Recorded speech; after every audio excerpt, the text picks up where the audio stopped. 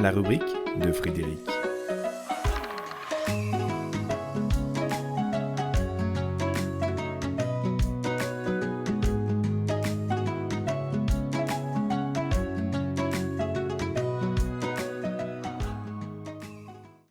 C'est pas dit.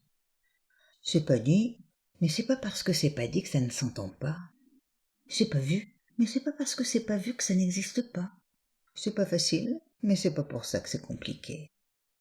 C'est pas dit, c'est pas vu, c'est pas facile. Mais pourtant, c'est évident qu'il nous faut sortir de nos évidences pour entrer dans cette évidence qui nous invite à ne plus voir le quotidien par le petit bout de nos habitudes.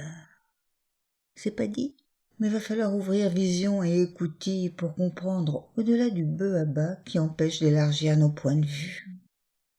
Ça, c'est pas fait.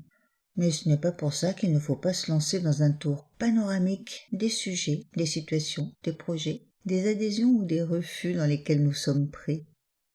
Il ne s'agit pas d'abandonner des certitudes pour en adopter de nouvelles. Il ne s'agit pas de renoncer aux idées fixes pour plonger dans la perplexité et le doute. Mais il s'agit de porter sur le monde un regard suffisamment large pour sortir de l'étriqué de nos pensées et de nos jugements critiques. On ne sait pas tout, on voit pas tout, on comprend pas tout, et pourtant on fait parfois comme si. Les illusions d'optique, plus vraies que nature, sont des leurres formelles auxquelles on se laisse prendre. Mais les leurres émotionnels, les leurres mentaux ne sont pas en reste. Il y a ceux que l'on croit, ceux que certains cherchent à nous faire croire, ceux auxquels on adhère sans recul parce qu'ils collent à nos opinions, ceux qu'on voudrait vérifier mais ça prend trop de temps, ceux qui nous assaillent malgré nous et ceux qui donnent l'occasion d'aviser plus avant.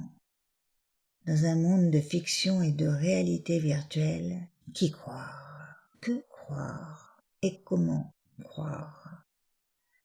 Casse-tête qui oblige à sortir de la réactivité et de l'immédiat. Alors, faut-il ne plus croire? Ça dépend. Ça dépend à quoi on croit, pourquoi on croit et qui en nous croit. Si croire permet de croître en sagesse, parce que croire est un passage, pourquoi pas? Si croire permet de croître en bêtise, parce que croire nous scotche sur une idée erronée, à laquelle on s'accroche, pas sûr que le monde y gagne. C'est dit, mais ça ne dit pas que croire.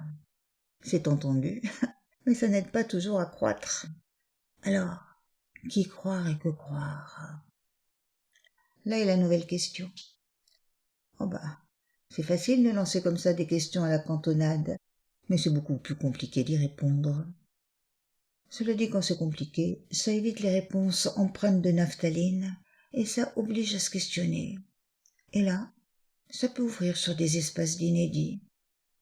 Tu crois, toi, à ça? Ouais, mais faut voir pour savoir si croire fait croître ou décroître. Et là, forcément, on n'est pas plus avancé. Mais au moins, on a pris le temps de réfléchir.